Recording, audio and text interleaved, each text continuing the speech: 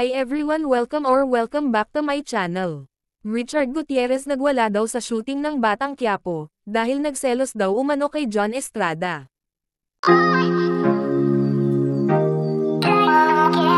Naging usap-usapan ngayon ang di umano'y pagseselos ni Richard Gutierrez kay Barbie Imperial at John Estrada, kung saan ay nagkamabutihan daw ito sa set ng Batang Quiapo. Galit na galit daw umano itong si Richard Gutierrez kay Barbie Imperial. Kinakausap daw ni Richard Gutierrez si Coco Martin, na patayin na ang karakter ni Barbie sa naturang eksena, dahil nga ay nagkamabutihan na daw ito kay John Estrada.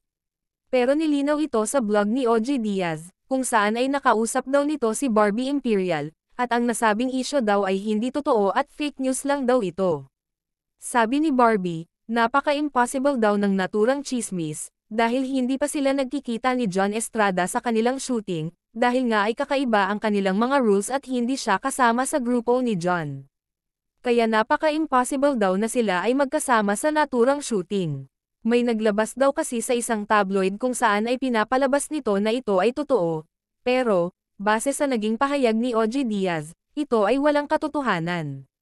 Samantala, naging mapagmasid naman ang mga netizens, kung saan ay wala ng update sa kani-kanilang social media si Barbie Imperial at Richard Gutierrez na sila ay magkasama.